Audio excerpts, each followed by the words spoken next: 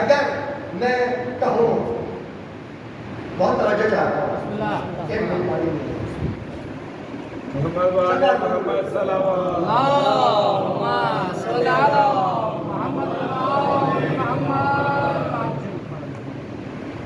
مجھے سامنے زمان صاحب نظر آتے ہیں ادھر بیٹھے ہوئے اور پھر سب سے اتنی آشنائی دیں گے. اگر زمان محترم کے یہاں 11 بیٹے ہوں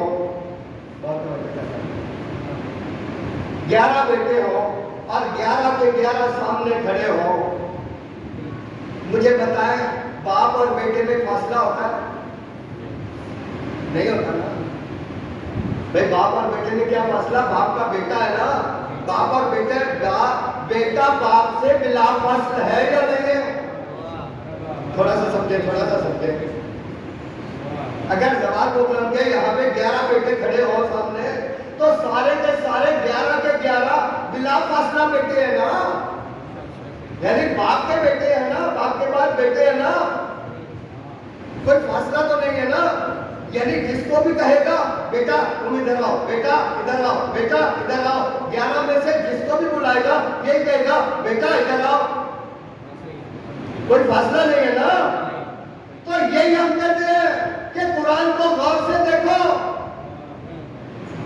فَقُلْ تَعَالَوْا نَدْعُ أَبْنَاءَنَا وَأَبْنَاءَكُمْ, جب محمد کے سارے بیٹے ہیں, اولنا محمد سے آخرنا محمد تک سارے کے سارے بیٹے ہیں, اور باپ اور بیٹے میں جد اور آل میں کوئی گیپ بھی نہیں ہے, تو تمہیں ہم کہاں فٹ کریں؟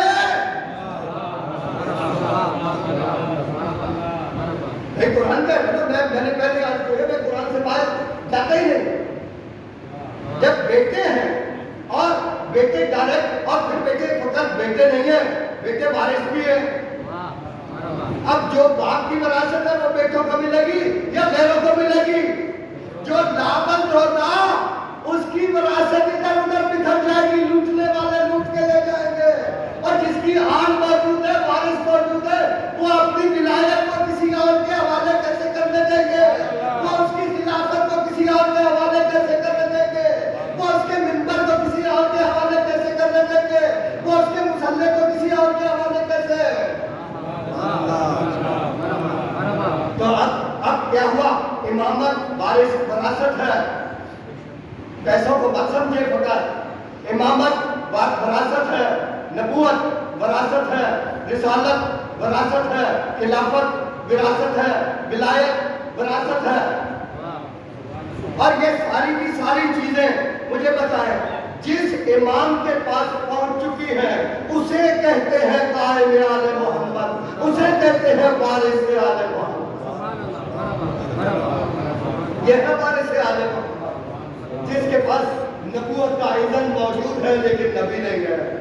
جو اتنا زیادہ اپنے جد کی وراثت کا محافظ ہے کہ میرے جد پہ نبوت ختم ہو گئی, میں نے نبی نہیں کہلانا لیکن میں نے امام کہلانا ہے.